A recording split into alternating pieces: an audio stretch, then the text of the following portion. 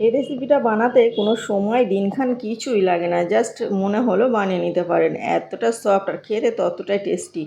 তেল ছাড়া এমন রেসিপি সকলে পছন্দ করবে। এটা সকালে ব্রেকফাস্টে বলুন আর মানে বাচ্চাদের টিফিন বলুন, স্কুল টিফিনে দিলে বাচ্চারা কিন্তু পেট ভরে খাবে।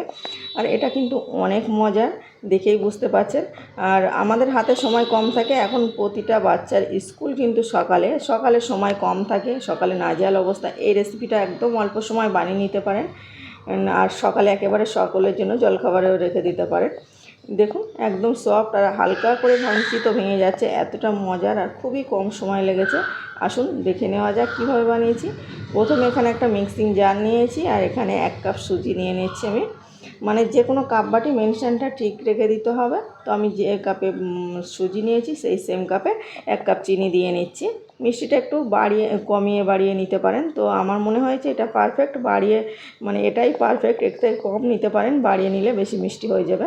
তারপর এখানে 2 টেবিল চামচ গুঁড়ো দুধ দিয়ে নিলাম আর মানে পৌনে 1 কাপ, মানে যেই কাপে সুজি দিয়েছি সেই সেম কাপের পৌনে 1 কাপ আমি জল দিয়ে নিচ্ছি ব্যাটারটা।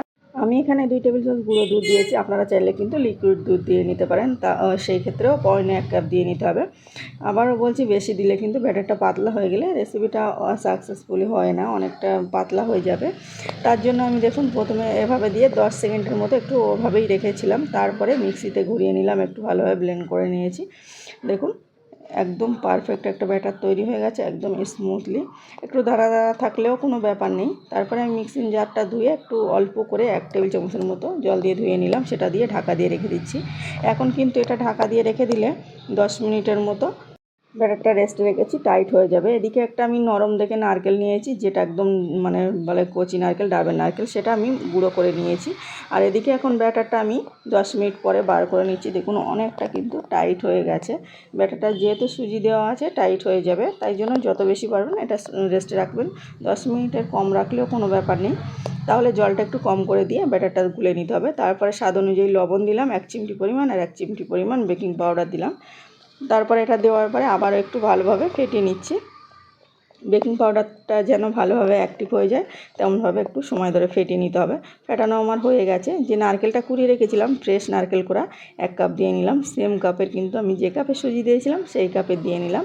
আপনারা চাইলে কিন্তু এটা দোকান থেকে যে নারকেল গুঁড়ো কিনতে পাওয়া যায় সেটাও দিয়ে নিতে পারেন। নারকেলটা দিলে কিন্তু এর স্বাদটা দ্বিগুণ বেড়ে যায়, খেতে অনেক বেশি টেস্টি হয়। আর বুঝতেই পাচ্ছেন কম্বিনেশনটা দারুণ হয়। তারপরে আমি একটু নারকেলটা দিয়ে ভালোভাবে আবার একটু ফেটিয়ে নিচ্ছি। এখন দেখাবো আমি যে ব্যাটারের কনসিস্টেন্সিটা কেমন হচ্ছে। ব্যাটারটা এর থেকে ঘন পাতলা করা যাবে না, তো আমি দেখলে বুঝতে পারবেন। দেখুন ব্যাটারটা এমন হয়েছে। এখন কিন্তু আমি এই ব্যাটারটা মানে সরাসরি চলে যাচ্ছি ভাজতে। আর এখানে আমি একটা ছোট্ট কড়াই বসিয়ে দিয়েছি, অল্প করে জল দিয়ে নিলাম। এখানে জলটা এখন গ্যাসটা আমি অন করে দিয়েছি, দিয়ে এখানে প্লেটে আমি তেল ব্রাশ করে নিচ্ছি। মিডিয়াম টু লোয়ে আছে। এখন আমি জোরে দিইনি, যখন মানে ব্যাটারটা দেবো তখন জোরে দিয়ে নেব। ভালোভাবে একটু তেল ব্রাশ করে নিতে হবে, না হলে তোলার সময় অসুবিধা হবে। আর তেল ব্রাশ করে নিলে তুলতে কোনো রকম অসুবিধা হবে না, ভিডিওটা দেখেই বুঝতে পারবেন।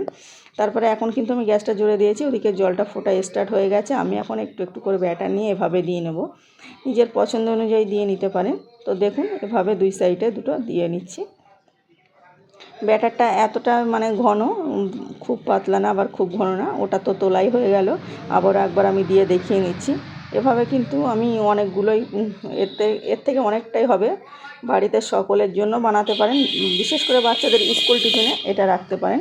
উপর থেকে একটু কিশমিশ দিয়ে দিচ্ছি, বাচ্চারা তো কিশমিশ বেশি পছন্দ করে। আর এটা সাজানো দেখতেও সৌন্দর্য, আর বাচ্চারা খেতেও তৃপ্তি করে খাবে। আর দেখুন এবারে একটু সাইড দিয়ে ঘুরিয়ে নিচ্ছি, একটু জাস্ট ঘুরিয়ে নিলেই কিন্তু উঠে যাবে।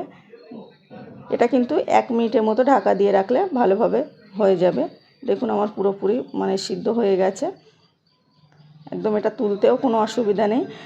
আমি কিন্তু এগুলো ছোট ছোট করে বানিয়েছি। এরপরে কিন্তু আমি আবারও যে মানে তেল ব্রাশ করে নিলাম। প্রতিবারেই তেল ব্রাশ করে করে দিতে হবে, না হলে তুলতে অসুবিধা হবে।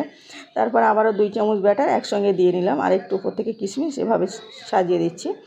আর এটা কিন্তু একটু বড় সাইজের করে করব, এভাবেও কিছুটা করেছি, ছোটোভাবেও কিছুটা। তো দেখুন তারপরে ঢাকা দিয়ে নিচ্ছি, আবার 1 মিনিটের মতো ঢাকা দিয়ে রেখে দেবো। 1 মিনিট পরে দেখুন অনেক লোভনীয় হয়েছে, ভিতর থেকে হয়ে গেছে। আর ওই যে কালো কালো মতো লাগছে ওগুলো কিন্তু নারকেলের পুর। নারকেলের পুরের জন্য এই খেতে এই নাস্তাটা অনেক বেশি টেস্টি হয়েছিল।